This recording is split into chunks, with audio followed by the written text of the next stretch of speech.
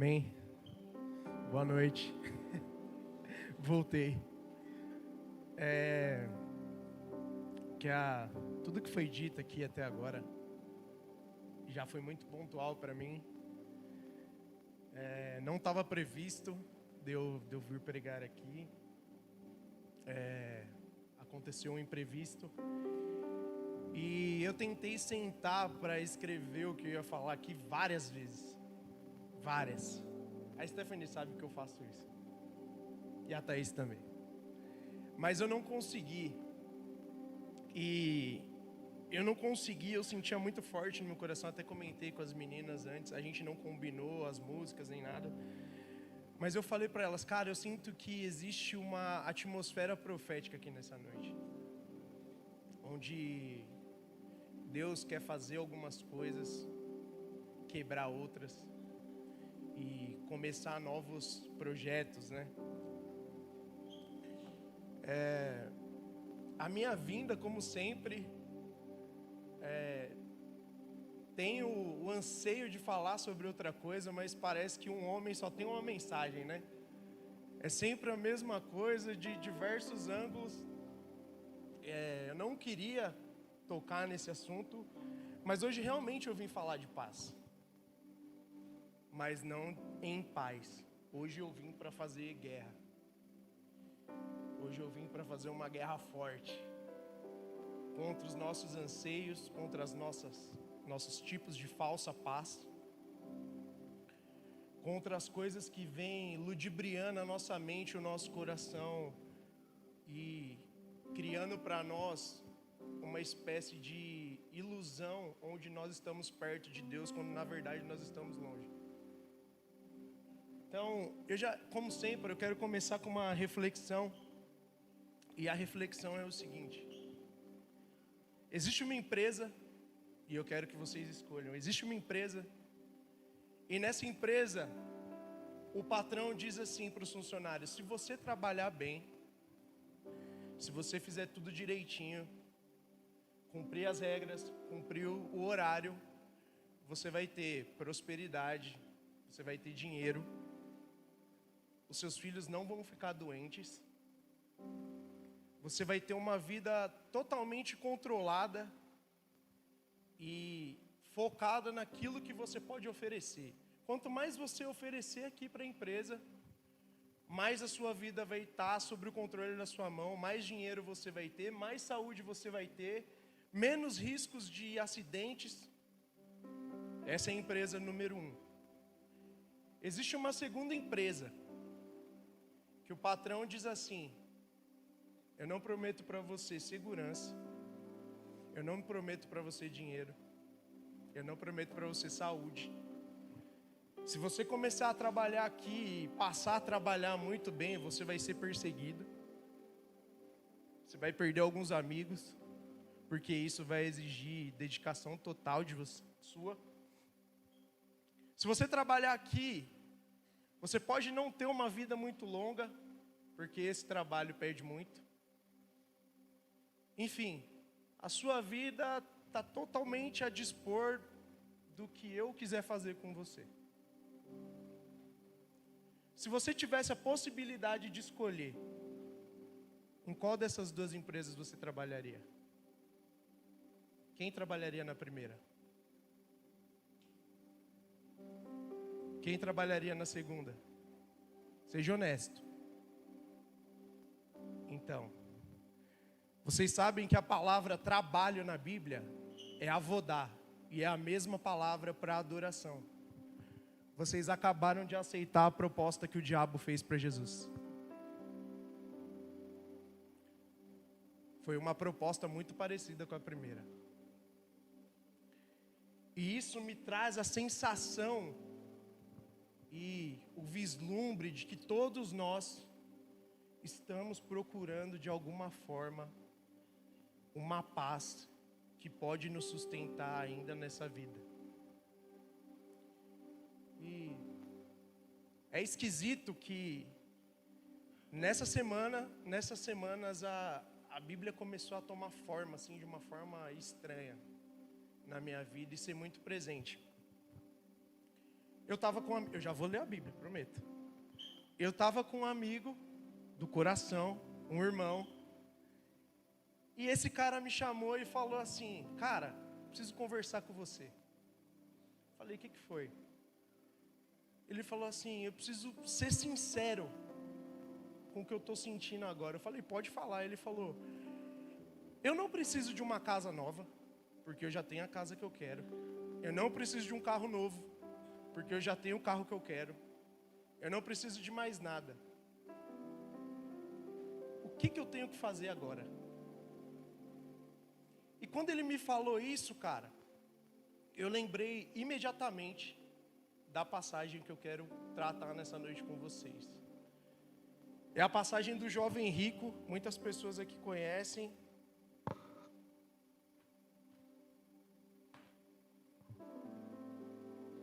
Ela está lá em Marcos 10, começa no versículo 17.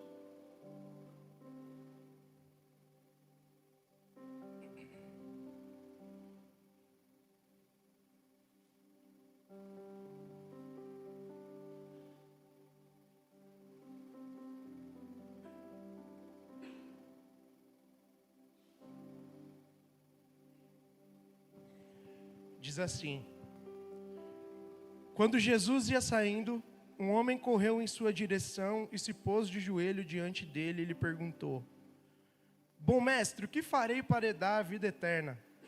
Respondeu-lhe Jesus: por que você me chama bom?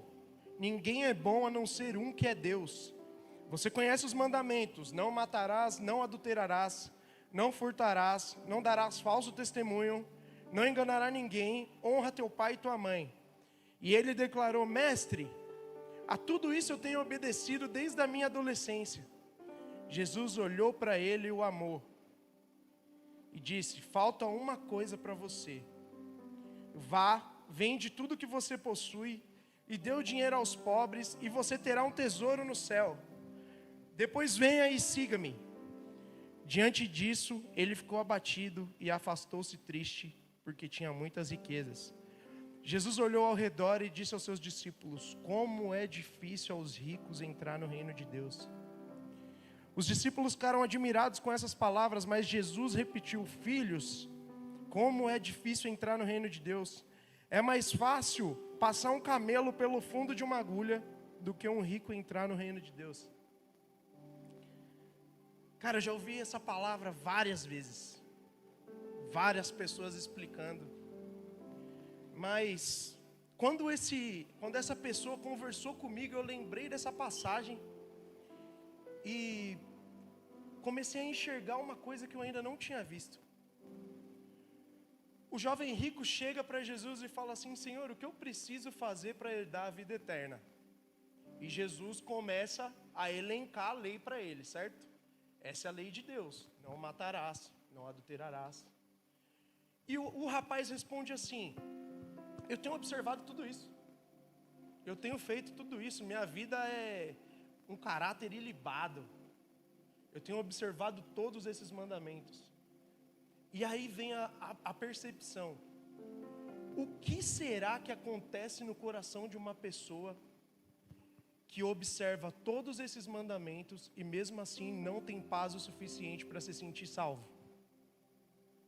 Muitas vezes a gente está vindo para a igreja, a gente vem culto após culto, a gente dá o nosso dízimo, como a tia Laine falou aqui, dá as nossas ofertas, mas o que falta dentro de nós que faz com que nós não nos consideremos salvos? E Jesus fala para ele: você precisa vender tudo que você tem e dar aos pobres.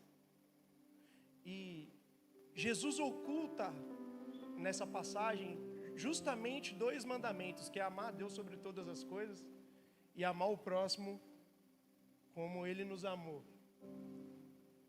E o fato dele vender tudo e dar aos pobres seria o cumprimento de amar o próximo. E é por isso que ele vem antes de amar a Deus, porque aquele que fala que ama a Deus, mas não ama o próximo, é mentiroso. Mas essa questão me chamou a atenção. Será que nós não estamos forjando para nós uma falsa paz? uma paz não como a que Jesus nos dá, mas como a que o mundo nos dá. Como diz o Salmo 73, eu olho para os ímpios e eu fico até com inveja deles. Eles têm um corpo saudável, eles têm recurso, eles têm casas, o orgulho é o seu bracelete, o orgulho é o seu medalhão, eles se gabam nas assembleias, eles são respeitados nas ruas. Mas nós escolhemos viver um evangelho que não nos promete isso. Nós escolhemos viver um evangelho que não tem parte com essa falsa paz. E como eu disse, tem um cara muito interessado em oferecer uma paz dessa. Mas me parece que nós temos um castelo dentro de nós, uma fortaleza, onde nós encontramos com o Senhor. E essa fortaleza não é de domínio do inimigo, ela é de domínio de Deus. E o diabo entra sorrateiramente nessa fortaleza, e ele te encontra dormindo. Ele não vai acordar você, ele vai simplesmente colocar um travesseiro mais macio, para que a sua consciência seja amortizada e você tenha um sono bem tranquilo, se deleitando nos seus próprios prazeres. Mas hoje eu venho em guerra contra esse sono amaldiçoado. E desculpa ser um perturbador da paz. Desculpa te tirar do seu sono de beleza. Mas eu não estou aqui para agradar vocês, e nem outros homens. Como diz em Gálatas, por acaso busco eu o favor dos homens e não agraciar o coração de Deus? E o que é essa falsa paz? A Bíblia diz assim: um homem tinha muitas riquezas, e não podendo guardar mais a sua colheita, as suas riquezas, ele destruiu os celeiros que ele tinha, e construiu novos celeiros maiores do que os anteriores. E quando ele havia construído e recolhido todo o fruto da sua riqueza, esse homem diz: agora eu vou me deitar numa rede, vou comer, vou beber e vou me fartar até que venha a minha morte. Mas o que o Senhor Jesus diz: você é um louco, cara. Hoje mesmo te pedirão a sua alma. E o que você vai entregar em troca dela? Para quem é o que você está construindo? Para quem é? Para quem é todo o legado que você está construindo? Essa é a falsa paz. A falsa paz, ela é encontrada nos últimos dias, e assim diz o Senhor Jesus: os últimos dias serão dias semelhantes aos de Noé e de Ló. As pessoas comiam, bebiam, casavam, davam-se em casamento. Essa é a parte de Noé, mas também tem a parte de Ló. As pessoas se prostituíam, matavam umas às outras, eram sodomitas, enganadoras, assassinas. Será que isso é uma coisa que não acontece nos dias de hoje? Onde a nossa paz está ancorada? Nós estamos vivendo a paz que Jesus traz para nós, ou nós estamos vivendo algum tipo de amortecimento chamado de falsa paz? E existe um construtor dessa obra. Alguns chamam de falso eu, outros chamam de diabo, seja lá quem for, mas de fato existe um impostor dentro de você. Ele te protege nas primeiras instâncias. Ele surge quando você é reprovado, quando você é renegado, quando você é deixado de lado. E ele chega como um ajudador. Ele chega para você e fala: cara, tem uma coisa que você pode fazer para ser notado. E começa a agir na sua mente. Começa a trazer uma sequência de coisas que você pode fazer para ser um ser humano melhor. Então, diga, aquele que matava, não mate mais. Aquele que roubava, não rouba mais. Aquele que se prostituía, não se prostitui mais. Mas e aquele que mentia? Ainda mente? E aquele que invejava? Ainda inveja? Ou por ser um pecado oculto no nosso coração, o impostor acaba dando um jeito e tomando o seu lugar? Você olha no espelho e ele é aquela pessoa que você quer ser. Aquela pessoa que você admira. Aquela pessoa que todo mundo quer ter perto. Com reconhecimento, com honras. Mas esse não é o caminho que o Senhor Jesus traz para nós. O Senhor Jesus diz: por amor ao meu nome, vocês serão perseguidos. Vocês sofrerão acusações, vocês serão levados às autoridades e vocês serão acusados injustamente. Vocês sofrerão todo tipo de injúria, de calúnia. Esse é o futuro que espera o cristão. Mas esse não é o futuro que o impostor quer para você. Ele quer te colocar aqui, onde todo mundo vê, onde todo mundo te reconhece, fala, cara, como você é bom. E tudo isso esconde uma angústia profunda do coração. Então, às vezes, a gente vê a pessoa que está se prostituindo, que está matando, que está fazendo várias coisas, que está invejando. Só que isso, cara, é uma fuga para que ela não pense justamente em quem ela é. Para que ela não reconheça as próprias dificuldades do coração dela. É como a pessoa que quer casar. Então, ela tem um anseio muito forte em casar. Mas ela não consegue pretender isso com tanta facilidade. Então, o impostor chega e diz assim, mas você pode ser um pouco mais sensual. Não conseguindo pelo seu intelecto, não conseguindo pela pessoa, alguém que te enxergue como você é, você pode sensualizar um pouquinho só para dar uma força. Assim você vai ser mais visto. Assim você vai ser mais perceptível. Mas a grande chaga do coração é a rejeição. E quantos de nós estamos escondidos atrás das marcas do nosso coração? E eu posso quase ouvir Jeremias gritando, vocês curam as feridas superficialmente e declaram paz, paz, quando não há paz. Não é um tempo de paz, irmãos. É um tempo de guerra. A gente está vendo a questão do AVCB aí, que esse negócio não sai de jeito nenhum. É uma guerra acontecendo, sendo travada a todo momento, dentro e fora de nós, para tentar nos dissuadir daquilo que Deus nos pede.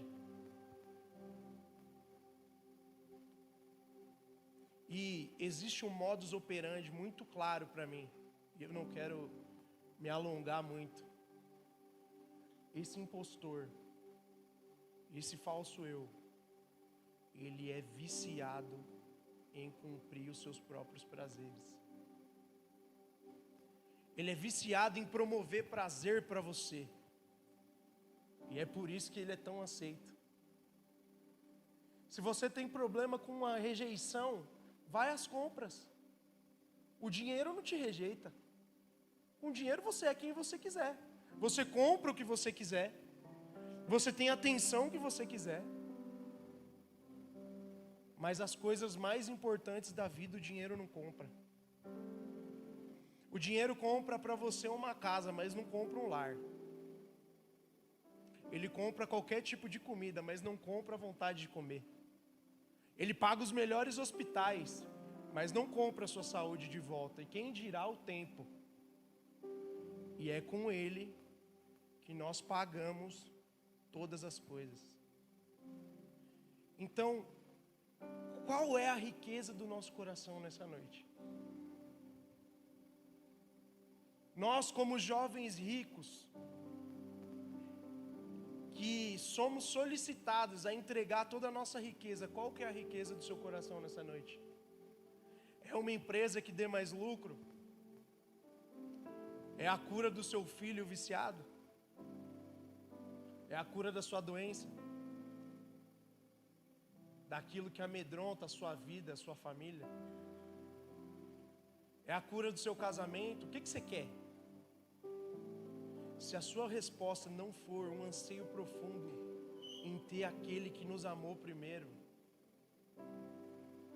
nenhuma riqueza dessa é valiosa para Deus. Nenhuma. A palavra diz assim: o reino dos céus é como um homem que encontrou uma pérola de grande valor, ou como um homem que encontrou um tesouro no campo, e tendo encontrado, ele vai e vende tudo que ele tem, a fim de comprar essa pérola, ou a fim de comprar o campo. Onde o nosso evangelho mudou, que hoje a gente compra o reino sem entregar tudo que a gente tem, sem entregar toda a nossa riqueza, sem entregar toda a nossa saúde, o nosso intelecto, nosso dinheiro. Onde o evangelho ficou doce demais. E muito disso vem porque a gente está sempre se adequando às situações. Você nunca é você. Na mesa do cachaceiro você é cachaceiro. Na mesa do crente você é crente. Na mesa do rapper você é rapper. Na mesa do skatista você é skatista. E nós estamos sendo fragmentados, virando cada vez mais um impostor diferente, que desvia o nosso eu verdadeiro do caráter de Cristo. Irmão, o desejo de Deus é que não é que você seja parecido com ninguém, é que você seja parecido com Jesus. É por isso que muitos impostores chegarão no último dia e dirão: eu expulsei demônios no seu nome. Senhor, Senhor, eu expulsei demônios no seu nome, eu orei e pessoas foram curadas, eu entreguei o meu dinheiro, eu entreguei a minha vida. E Jesus vai dizer: eu não conheço vocês, eu não sei quem vocês são. O impostor, o ego, ele nunca se converte, irmão. E nessa noite, alguém vai sair daqui morto. O ego, ele sobrevive à religião. Ele só não sobrevive a uma coisa: a cruz. Toda a paz que não começa numa cruz e não termina em uma cruz é uma paz oferecida pelo diabo. E é impressionante como a igreja lida com isso desde o início. Quando Jesus fala para Pedro: Pedro, é necessário que eu padeça de muitas coisas, que eu seja entregue pelos magistrados, e no fim, você vai me trair. Vocês vão, todos vocês vão. Como diz a profecia: eu ferirei o pastor e as ovelhas se dispersarão. E como Pedro reage a isso? Não, Senhor, você não precisa fazer isso. De forma nenhuma você vai morrer. Essa é a forma que a igreja lida até hoje com a mensagem da cruz. A gente não precisa fazer isso. Se as nossas esperanças são somente para essa vida, nós somos os mais desprezíveis dos seres humanos. Se a nossa saciedade de alma é somente para essa vida, nós somos os mais desprezíveis, os mais desgraçados, eu diria. Irmão, se tem alguma coisa que Deus vê de bom em você, é você mesmo. Não é quem você projeta. A Bíblia diz que o Senhor nos criou a imagem segundo a sua semelhança. E quando Deus olha e vê: o homem é bom, o que eu criei é bom, o que Deus está vendo? Igual o jovem rico fala: o que Deus está vendo na criação para achar bom? Deus está vendo a imagem dele mesmo. E quando você é o impostor que te atazana todo santo dia, não é a imagem de Deus que está refletindo em você. De forma que você chega à porta dos céus, cheio de obras, e o Senhor fala: não te conheço. No último dia, Jesus só vai reconhecer aqueles que têm a imagem do Pai. E como que o impostor age? Ele age nas obras.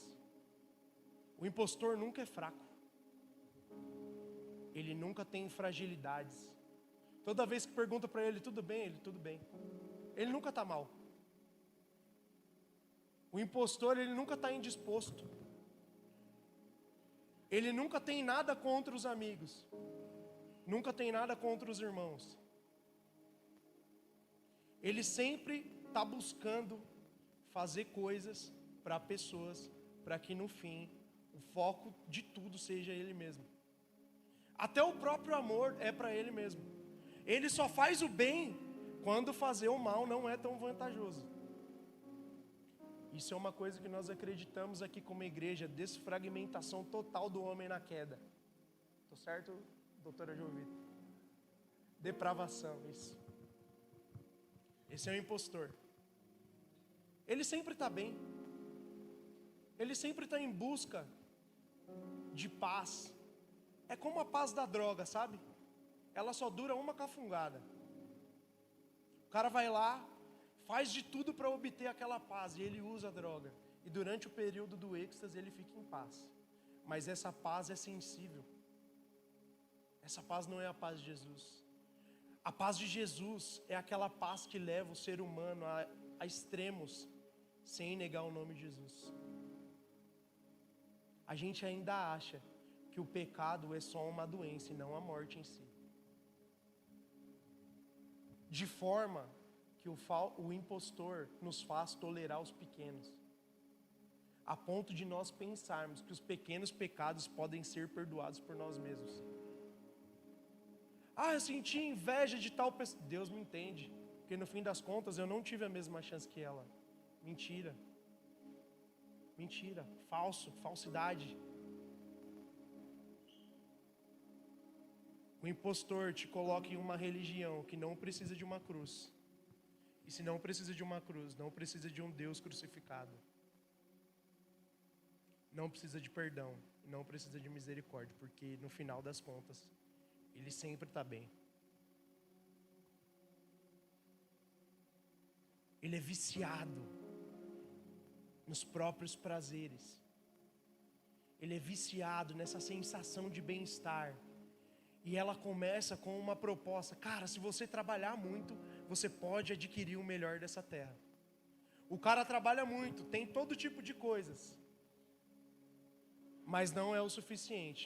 Então ele começa a ter várias mulheres, e não é o suficiente. Então ele começa a ter várias drogas, e não é o suficiente. É uma paz frágil. É uma paz que te deixa irritado com os erros dos outros, sem misericórdia, sem mansidão. Toda vez que você fica irritado com um irmão, você deveria se perguntar por que você é tão irritado assim, não porque a pessoa faz aquilo que te irrita. O impostor, ele sempre subverte o terceiro, mas não converte a primeira pessoa, que é você mesmo. O cara que se prostituía culpa a prostituta porque desperta desejo nele, mas não culpa ele mesmo por a prostituta estar na condição que ela está. É sempre um terceiro, nunca é a própria pessoa. E Deus não se relaciona com impostores. Enquanto você não chegar diante de Deus desnudo, Deus não vai se relacionar com você. Deus é santo e não tolera a mentira, não tolera o pecado.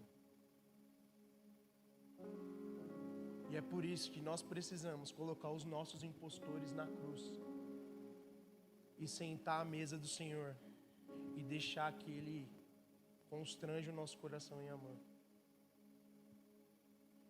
Um homem muito rico queria dar um jantar, e ele chamou várias pessoas nobres e importantes, e essas pessoas sempre tinham alguma coisa. Eu vou cuidar de uma junta de bois, o outro, eu acabei de casar. Enfim, vários tipos de coisa. Sempre tinha outra coisa para fazer. Então o Senhor vai até os valados, até os lugares sombrios, até a podridão. E Ele fala, chama todos eles. Chama todos eles. Chama todos, eu quero todos na minha mesa, eu não quero que a minha mesa fique vazia. Na mesa do Senhor não tem nenhuma pessoa inteira. Se você não se considera e não chega diante de Deus como uma pessoa quebrada, você jamais vai sentar na mesa do Senhor. É a mesa dos esquisitos. É um sem amor, o outro sem perdão, o outro sem misericórdia, o outro sem controle, sem mansidão, o outro sem verdade. É esse o lugar que o Senhor quer que você esteja, na mesa com esses caras. Eu tenho uma pergunta para vocês. O Senhor andaria onde você anda? Ele sentaria nas mesas que você senta? Nessa mesa dos esquisitos, não se fala de coisas que nós podemos ganhar, mas só se fala de coisas que nós podemos perder. Enquanto a nossa mentalidade for de ganhar, ganhar, ganhar a nossa vida, nós estamos perdendo a nossa vida. Não existe um impostor no reino, mas existe um impostor na religião. Você pode viver uma vida inteira sendo religioso e no fim das contas ser achado um impostor, com uma paz que foi cuidada por você, criada por você, mas que na verdade nunca existiu. Uma paz que foi fraudada, um espelho que você colocou diante de você, e todo dia, dependendo do seu humor, você coloca uma máscara diferente. Hoje você é comprometido, amanhã você é boêmio, depois de amanhã você é crente, e depois de amanhã você já nem sabe mais qual que é o seu rosto de verdade. Nós estamos caminhando sonolentos por esse lugar, irmãos, por esse caminho perigoso. E o Senhor quer nos despertar nessa noite, tirar esse impostor maldito do nosso coração. Eu sempre ouvi uma parada que era assim: dentro de você existe um cachorro branco e um cachorro preto.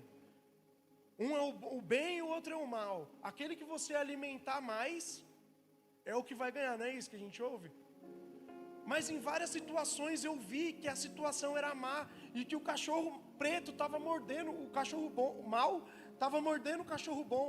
E eu falei para ele: para, cachorro mal, alimento bom. Mas o mal ganhava do mesmo jeito. Parece que eu posso ouvir Paulo dizendo: o bem que eu quero fazer, eu não consigo. Mas o mal que eu não quero, esse todo dia bate na minha porta. Esse todo dia eu faço.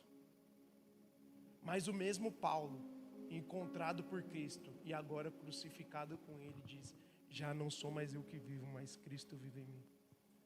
Eu já estou crucificado com Cristo. Só existe um lugar possível de viver para Cristo, e é na cruz. Todos aqueles que não estão numa cruz estão apedrejando quem está lá. Todos. Todos aqueles que não se conformaram com a cruz de Cristo já estão conformados com o mundo. É por isso que o cristão, aquele que verdadeiramente morreu e vive pelo Senhor, pode viver abastado de coisas. Eu não estou falando que você não deve ter riquezas, eu estou falando que as riquezas não devem ter você. Eu não estou falando que você não deve ter um casamento, eu estou falando que o casamento não deve ter você. Filhos como ídolos. Nós estamos nos prostituindo novamente com falsos ídolos, com uma falsa paz baseada num moralismo, em uma conduta de vida que é o suficiente para que a gente viva sendo elogiado, sendo evidenciado somente nessa vida. Mas esse evangelho, essa falsa paz não é suficiente para entregar o seu corpo a ser queimado pelo Senhor. Ele pode te levar até certo ponto. Ele até te salvou um pouco. Evitou que você tivesse uma depressão. Porque no fim ele protegeu a sua vida. Mas no encontro com Jesus, não tem outro convite, senão aquele que quiser me seguir, negue-se a si mesmo. tome a sua cruz e me siga. Todos aqueles que não negam a si mesmo estão negando Jesus. Todos aqueles que não negam o próprio prazer, a própria vida, a própria comodidade estão negando Jesus. Nós só conseguimos viver o que Cristo tem para nós quando a minha ferida encontra a ferida do meu irmão. Quando a minha chaga encontra a chaga do meu irmão.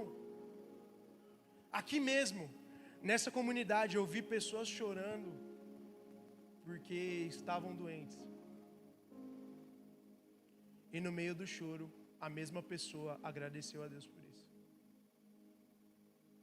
Senhor, muito obrigado, porque o Senhor sabe.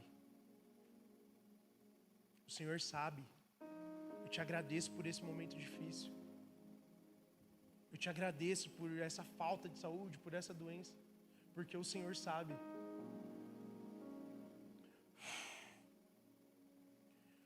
Como ser cristão sem isso, irmão?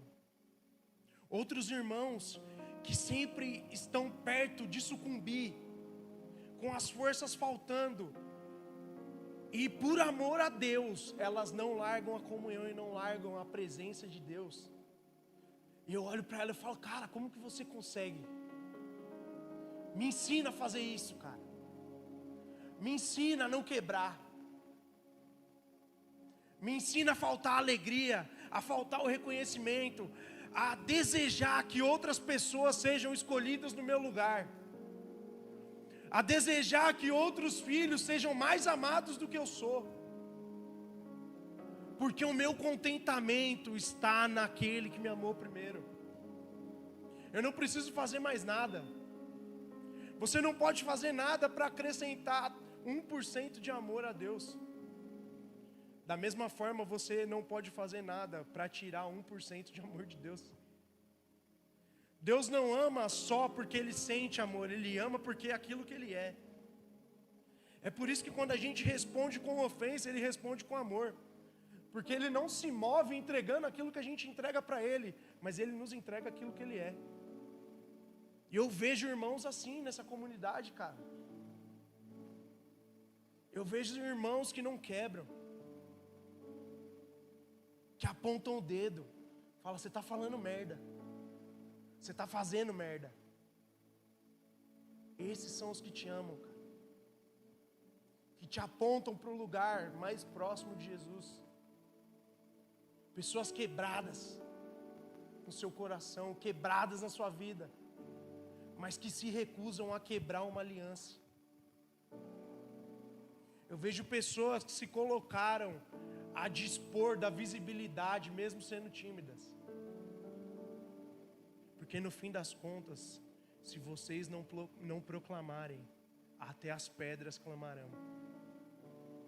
Até as pedras. E nós temos dia após dia diminuído o poder de Deus em fazer através de pessoas quebradas.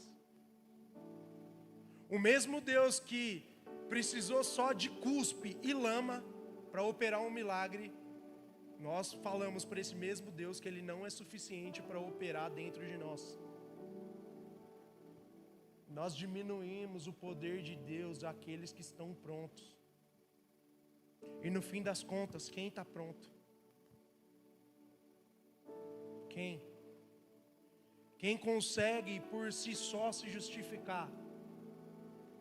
Se as nossas próprias obras fossem provadas no fogo, como a palavra diz que serão, quais permaneceriam? Só existe uma obra que pode permanecer, e é a obra que Cristo tem operado em nós através da graça. Sem Ele, todos nós já estamos condenados, sendo você o falso ou o mentiroso. Mas hoje é dia de romper com o mentiroso. Hoje é dia de tirar o valente da casa. Hoje é dia de se olhar no espelho e enxergar a verdade de quem você é. Isaías tem uma visão no ano da morte do rei Uzias, e ele diz: eu vi o Senhor num alto e sublime trono. toda a terra está cheia da sua glória. A terra não está cheia de morte, a terra não está cheia de pecado, a terra está cheia da glória de Deus. Mas no momento em que ele viu o Senhor, imediatamente ele percebe a condição dele mesmo. E ele fala: ai de mim, o profeta Isaías, porque eu sou um homem de lábios impuros. O mesmo homem de lábios impuros agora é justificado por Deus e profetiza a vinda do Messias. O que o Senhor pode fazer justificando a sua impureza? O que o Senhor pode fazer justificando a sua dor? Basta que ela exista e que seja entregue. Mas o impostor nunca entrega o que ele não tem. E a própria palavra diz: aqueles que olham para si mesmos e não veem a necessidade de um sacrifício, não existe sacrifício válido. Porque a própria pessoa não vê em si mesma a necessidade de ser perdoado. É por isso que Deus ama os quebrantados de coração. É por isso que Deus ama aqueles que, mesmo quebrados, põem a mão no arado e não olham para trás. É preferível chegar no céu quebrado, sem uma perna, sem uma orelha, marcas da vida cristã, do que chegar no céu inteiro e ser reprovado. E a grande verdade é: se você não consegue se arrepender e ter mais prazer nos prazeres da vida, tem mais prazer nos prazeres da vida do que na presença de Deus, o céu vai ser um inferno para você. Porque no céu o que existe é só a presença. É só isso que existe. De modo que o Senhor reconhece a imagem dele em você, como foi o caso de Estevão. E em todas as passagens, como a que eu citei, a de Isaías, ele vê Jesus, Deus sentado no alto e sublime trono. Mas quando Estevão tem um vislumbre dos céus, o próprio Senhor está levantado. O que aconteceu no coração de Jesus, quando ele vê Estevão morrendo, que faz ele levantar do trono? O que aconteceu no coração de Jesus foi que Estevão disse: Pai, perdoa, porque eles não sabem o que fazem. Ele chegou a tal ponto de se parecer com Jesus, que até a resposta foi a mesma. Nesse ponto, Estevão já estava morto há muito tempo. Mas não se preocupem. Não se preocupem. De hoje não passa a ignorância. Você não pode dizer que você não foi avisado. Você não pode dizer que isso chegou no seu coração de forma que, se Deus te perguntar, você diz: Senhor, eu não sabia. Você não pode dizer isso. Mas o que você vai fazer com o impostor que vive em você é uma decisão sua. Alguém precisa ir para a cruz. Vivam, irmãos. Vivam a vida cristã, cara. Chorem com os que choram. Estejam nos momentos difíceis. Também se alegrem com os que se alegram. Essa é a essência da vida cristã. Até que no último dia você seja totalmente quebrado pela vida e aceito no reino de Deus como alguém que sempre quis viver o propósito do Senhor, como alguém que sempre quis viver a realidade dos céus. A realidade dos céus não é dar comida para quem tem fome só. A realidade dos céus é dar uma família para quem não tem família. É por isso que os que perderam tudo vão ganhar 100 vezes mais.